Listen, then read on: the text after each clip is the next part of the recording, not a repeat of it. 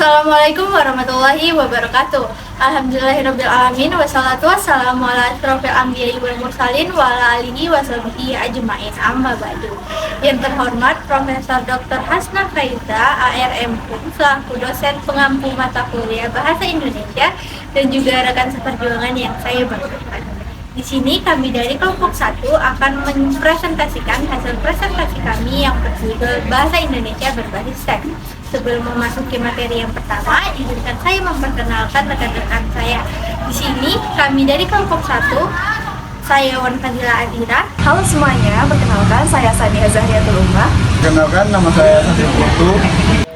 Perkenalkan, nama saya Gita Jessica. Perkenalkan, nama saya Mela Putri Sentika. Baiklah, langsung saja kita ke materi yang pertama, yaitu pembelajaran bahasa Indonesia. Fondasi bahasa Indonesia ialah nasionalisme dari para pemimpin dan pendiri bangsa. Pembelajaran bahasa Indonesia merupakan pelajaran wajib yang sudah diatur secara formal dari tingkat dasar hingga tingkat perguruan tinggi. Ada beberapa metode dalam pembelajaran bahasa Indonesia yang akan dijelaskan oleh rekan saya. Di sini saya akan menjelaskan tentang proses pembelajaran aktif dalam melaksanakan pembelajaran dengan beberapa metode. Di antaranya, 1. Tematik. Tematik ini memiliki tujuan menggabungkan atau menyatukan pengetahuan dan keterampilan dan nilai-nilai dalam menghasilkan konteks yang baru. 2. Scientific, yaitu menjadikan ilmiah, objektif dan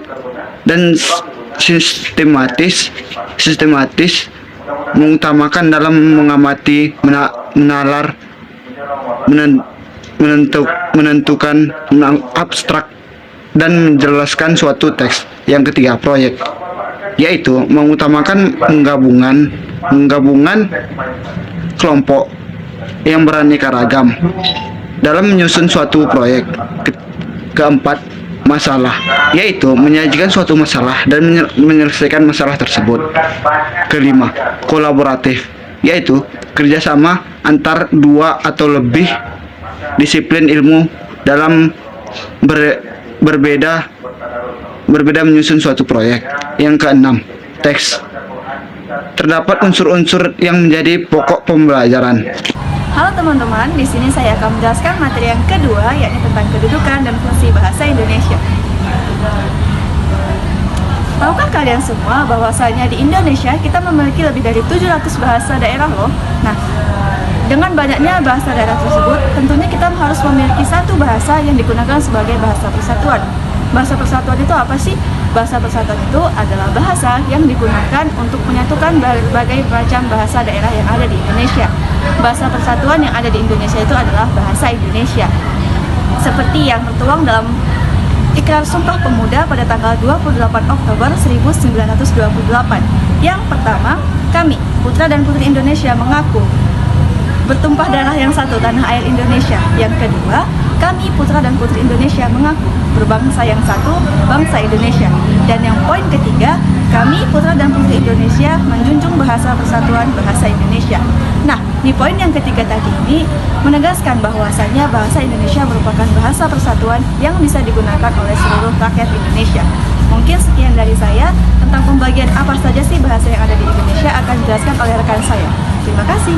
Berdasarkan perkembangannya, bahasa di Indonesia terbagi menjadi 3 jenis. Yang pertama adalah bahasa negara, yang mana bahasa negara Indonesia adalah bahasa Indonesia yang merupakan bahasa persatuan bangsa Indonesia.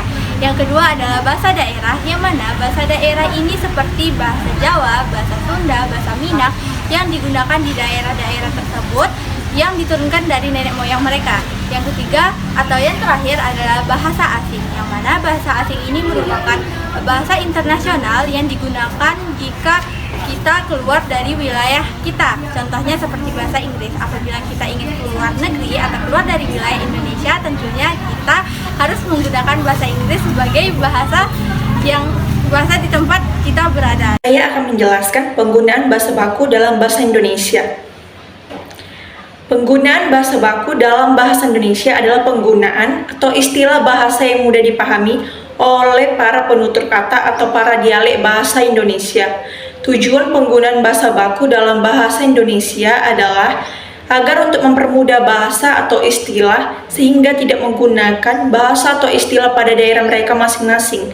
Penggunaan bahasa baku ini biasanya ditemukan pada artikel, jurnal, dan skripsi. Baiklah, saya akan melanjutkan materi presentasi dari rekan saya. Bahasa tidak baku merupakan kebalikan dari bahasa Indonesia baku.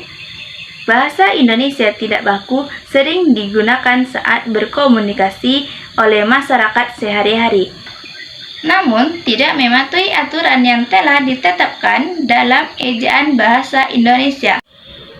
Ada beberapa penyebab bahasa Indonesia menjadi tidak baku. Yang pertama, kesalahan dalam penulisan. Yang kedua, kesalahan dalam pengucapan. Yang ketiga, kesalahan dalam penyusunan kalimat. Yang keempat, pengaruh bahasa asing. Yang kelima, pengaruh media sosial. Yang keenam, pengaruh dialog lokal. Sekian, terima kasih. Penasaran nggak sih penggunaan bahasa baku dan non baku yang benar itu seperti apa? Nah, maka dari itu mari kita saksikan contoh videonya. Selamat menyaksikan.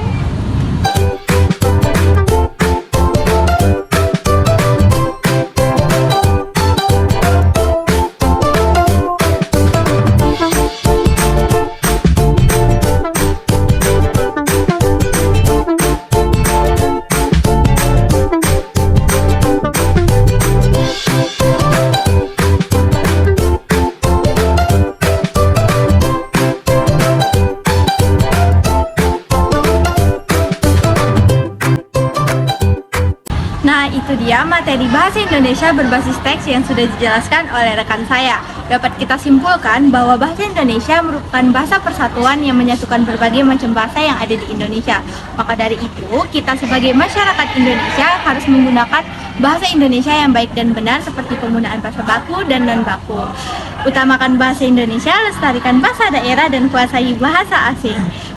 Biru laut seperti kolam, ikan paus pandai menyelam. Dari lubuk hati yang paling dalam, saya akhiri presentasi dengan salam.